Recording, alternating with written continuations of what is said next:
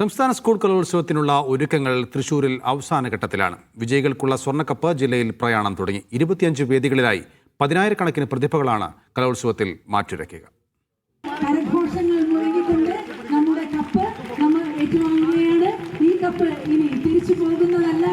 ജില്ലാ അതിർത്തിയിൽ നിന്നും ആവേശത്തോടെ സ്വർണ്ണക്കപ്പ് സ്വീകരിച്ച വിദ്യാർത്ഥികൾ. ചാലക്കുടിയിൽ ആവേശോജ്വല സ്വീകരണമാണ് സ്വർണ്ണക്കപ്പ് നൽകിയത്. മാള, കൊടുങ്ങല്ലൂർ, ചേലക്കര റൂട്ടുകളിൽ പ്രയാണം അവസാനിപ്പിച്ച് നാളെ കപ്പ് കലോത്സവ നഗരിയിലെത്തും. പങ്കെടുക്കുന്നുണ്ട്, ഞങ്ങളുടെ സ്കൂളിൽ നിന്ന് പങ്കെടുക്കുന്നുണ്ട്. അവരൊക്കെ വലിയ രീതിയിൽ നിങ്ങൾ പ്രോത്സാഹിപ്പിക്കുന്നുണ്ട്. നാളെ രാവിലെ വടക്കാഞ്ചേരിയിൽ നിന്നാണ് സ്റ്റാർട്ട് ചെയ്യുന്നത്. അതിനുശേഷം തൃശ്ശൂർ 3 മണിയാകുമ്പോൾ എത്തും. അതിനുശേഷം ഘോഷയാത്രയായിട്ട് മെയിൻ വേദിയിലോട്ട് എത്തും. നല്ല റൗണ്ടൊക്കെ കറങ്ങിയിട്ട് മെയിൻ വേദിയിലോട്ട് എത്തും. കലോത്സവത്തിന്റെ പ്രധാന വേദി സംഘാടകർക്ക് കൈമാറി കഴിഞ്ഞു.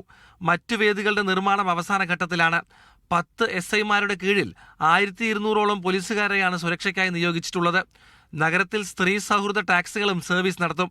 ഊട്ടുപുരയിൽ നാളെ വൈകിട്ട് മുതൽ ഭക്ഷണ വിതരണം തുടങ്ങും. പഴയിടം മോഹനൻ നമ്പൂതിരിയുടെ നേതൃത്വത്തിൽ പാചകം ഇത്തവണയും കേമമാവും. 25,000-ലധികം പേർക്കാണ് ഭക്ഷണം ഒരുക്കുന്നത്.